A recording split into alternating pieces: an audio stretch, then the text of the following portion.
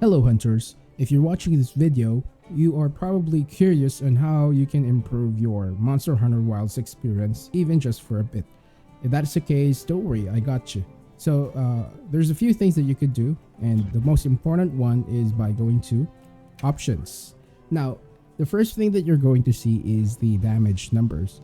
Now, here in the damage numbers section, there are three options.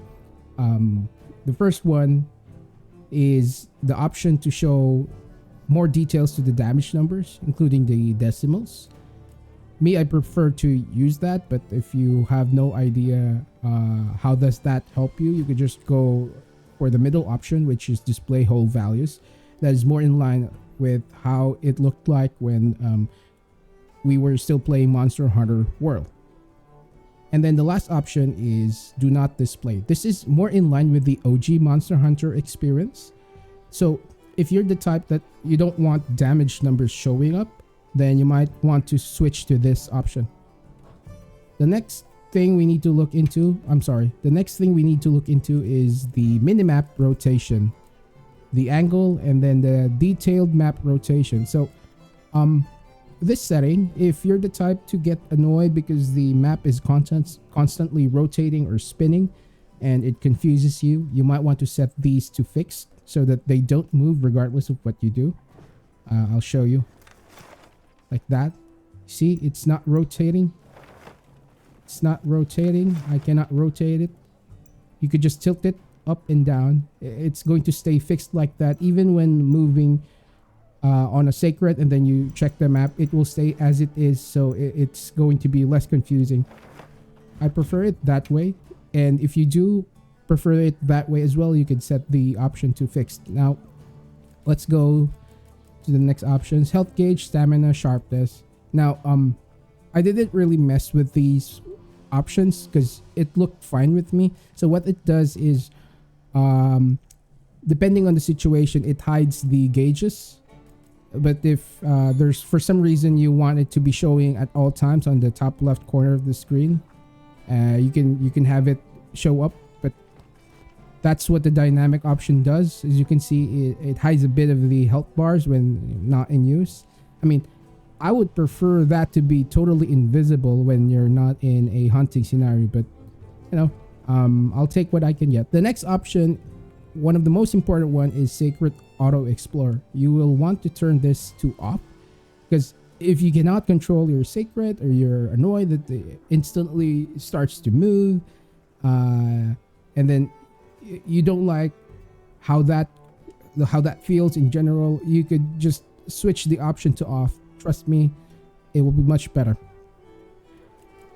Next is, I recommend these options to be like this, to set it to disable, because the power clash, the options under the support hunter settings, the power clash, the monster mounting I can't speak, slinger, and then trap setting, they all have a counter of how many times you can do them in a hunt. The more times you do them, the less effective they become the next time around.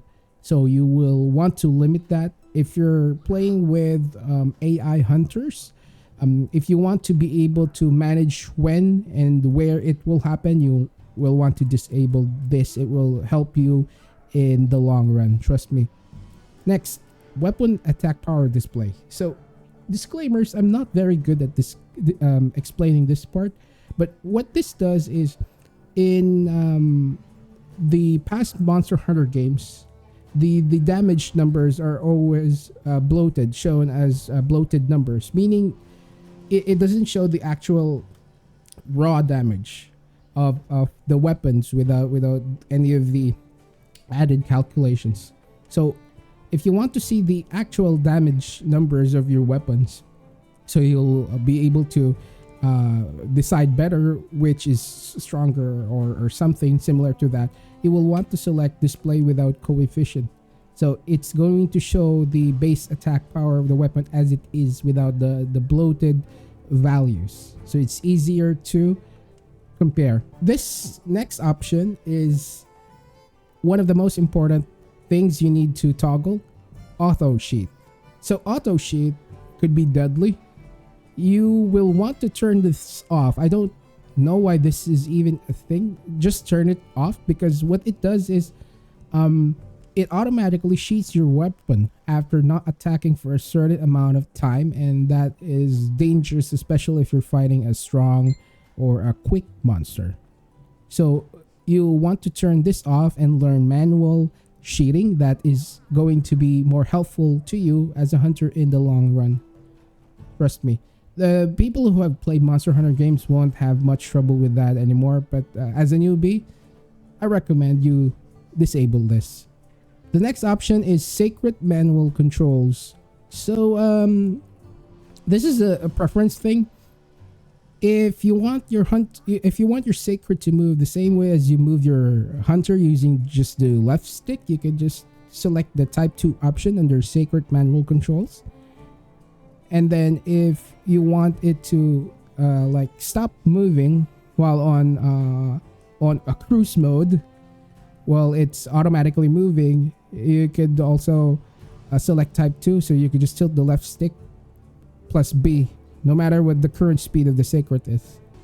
One more option to look into is the camera distance. Some people prefer to play this game some people prefer to play this game with the camera as far as possible, because it covers a lot more area, as you can see, like that. Covers a lot more area than having it so close.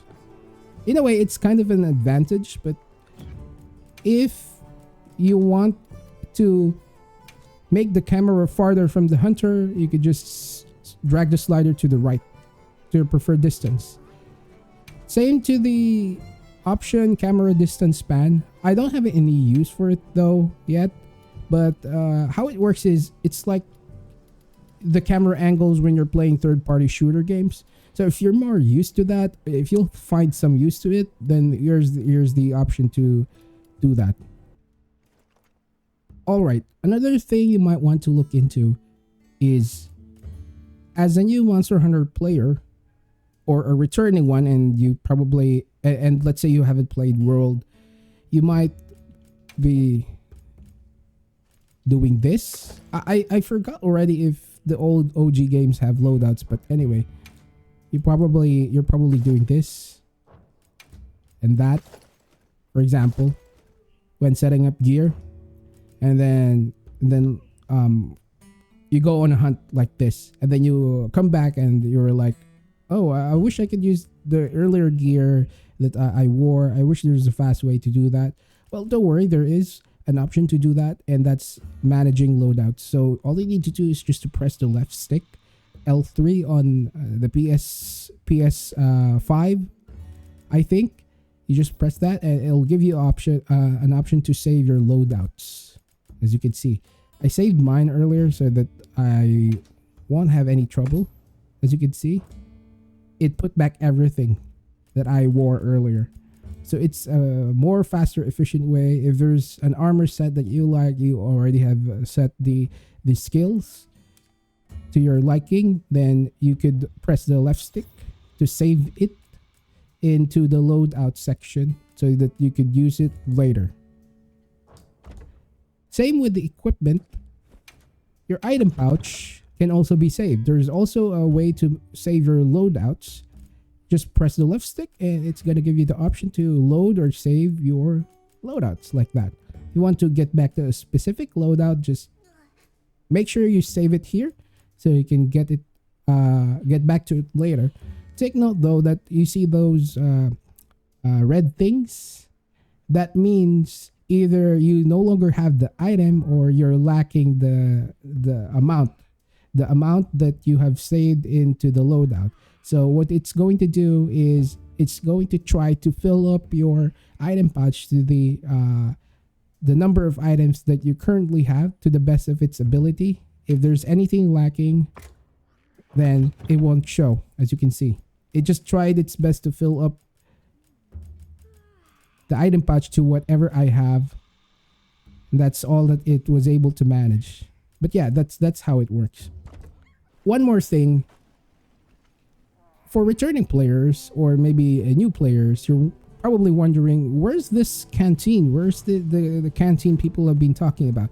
Well, this game doesn't have a canteen as of now, for some reason, unfortunately.